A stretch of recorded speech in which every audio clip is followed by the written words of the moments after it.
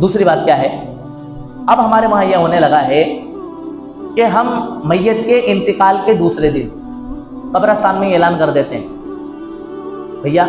فلاں مسجد کے اندر شیم ہوگی، سیم ہوگی، سیم بولتے ہیں کہ شیم بولتے ہیں، شیم کہ سیم ہوگی۔ اب بیچارے سب محلے کے لوگ اکٹھے ہو کر کے مسجد کے اندر آ گئے، کسی کو کوئی مجبوری ہے لیکن وہ اس لیے آ رہا ہے کہ محلے میں میت ہوئی ہے، سب لوگ دیکھیں گے، نہیں جاؤں گا تو یہ میسج جائے گا کہ دیکھو یار ان کے دل میں نفرت تھی، ان کے دل میں عداوت تھی، لہٰذا اس کے اندر ہمیں یہ سب کرنے کی ضرورت نہیں،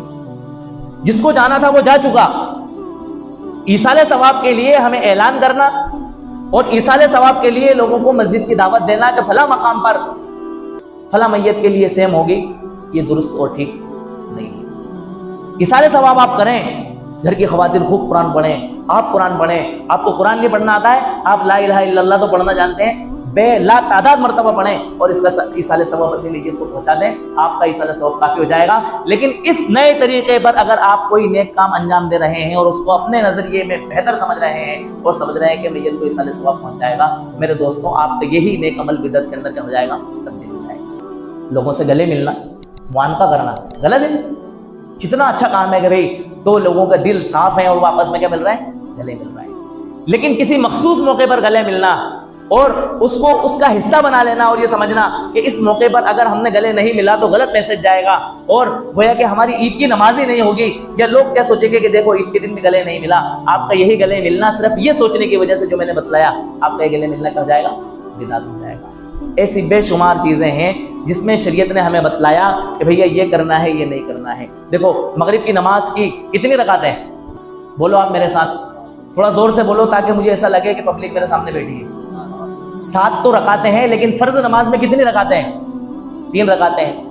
بھائی فرض نماز میں 3 رکعتیں ہیں، اب اگر کوئی شخص فرض نماز میں 3 رکعتوں کی بجائے یہ کوشش کرے کہ یار مجھے 3 میں تھوڑا سا ہے نا صحیح محسوس نہیں ہوتا ہے، کمفرٹیبل نہیں لگتا ہے، لہٰذا میں 4 رکعت پڑھوں گا،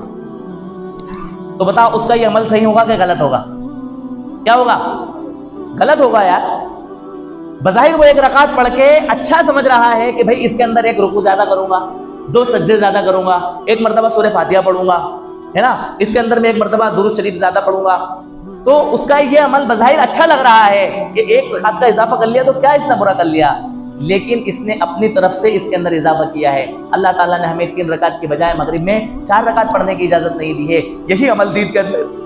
زیادتی ہو جائے گا، اور ہر وہ زیادتی جو دین کے اندر دین سمجھ کے کی جائے وہی عمل کیا بن جائے گا، آپ کا بدعت بن جائے گا۔ سفر کے اندر 4 رکعت والی نماز کتنی رکعت پڑھنے کا حکم ہے؟ اگر آپ سفر شریف پر جا رہے ہیں، سفر شریف تقریباً 78 کلومیٹر بنتا ہے، 4 رکعت والی نماز آپ کو کتنی پڑھنا ہے؟ 2 پڑھنا ہے نا۔ لیکن کوئی انسان یہ کہے کہ بھئی 2 میں میرا دل نہیں مان رہا ہے،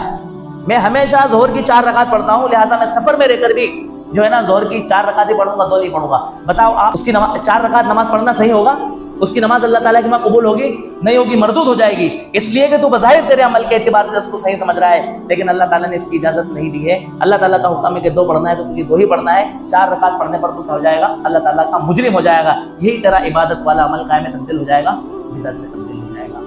ایسے بے شمار مواقع ہیں جن مواقع پر ایک انسان کا نیک عمل، انسان کی عبادت بدعت بن جاتی ہے، لہٰذا ہم اپنے علماء سے پوچھ کر کے ان کی رہبری میں یہ سمجھیں کہ حضرت میں یہ عمل کیسے کروں، اس کو کیسے کرنے کی کوشش کروں۔ صحابہ کرام اللہ کے رسول صلی اللہ علیہ وسلم سے اعمال سیکھا کرتے تھے، اب اپنے علماء سے اعمال کو سیکھیں، بدعت اور عبادت کے فرقوں کو سمجھنے کی کوشش کریں۔ اللہ تعالیٰ ہم سب کو عمل کی توفیق عطا فرمائے۔